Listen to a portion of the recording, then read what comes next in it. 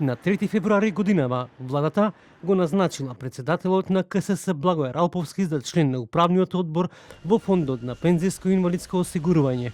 Во врска со вашето прашање ве известуваме дека информацијата е точна. Согласно Законот за пензиско и инвалидско осигурување во составот на управниот одбор е предвидено да членува представник од синдикатите. Изборот на Ралповски го потврдуваат и од ПИОМ.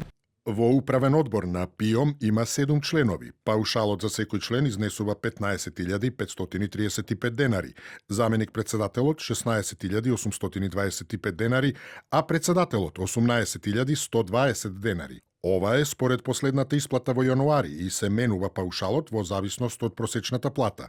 Точно е дека председателот на КСС е назначен за член на управниот одбор на ПИОМ и тоа со одлука на влада на 3 февруари оваа година. Благој Ралповски за телевизија 24 вели дека неговото назначување законски ги обвини синдикалците дека се незаконски поставени за членови на управните одбори во други институции.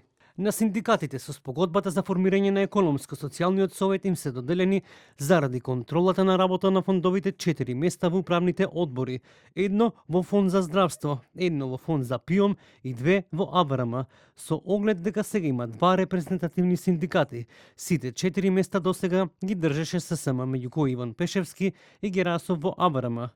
Не само во ПИОМ, туку треба да отстапат уште едно место во АВРМ, каде што незаконски досега 10 години, тргајќи го КСС на страна и плюс 4 места имаат загарантирани работодавачите. Возврати подпредседателот на ССМ Иван Пешевски нагласувајќи дека разликата помеѓу него и Ралповски е тоа што тој е избор на работниците, а Ралповски е избор на владата, посочувајќи дека не станува збор за 10 години, туку за нешто над една година како член на управниот одбор на АВРМ. Точно е дека сум член на управниот одбор на АВРМ, но не е точно дека сум незаконски предлог. Мене ме назначи управниот одбор на АВРМ на предлог на ССМ, а не на владата. И тука е разликата, што Ралповски е избор на влада, а јас на ССМ. Разликата помеѓу мене и Ралповски е тоа што ние ги застапуваме интересите на работникот, а тоа јавноста го цени и согледува токму преку нашата синдикална борба за достоинствен живот на работниците. На сличен став е Игор Герасов, председателот на Синдикатот за индустрија, енергетика и рударство, кој вели дека неговиот избор е синдикален избор, а не на влада.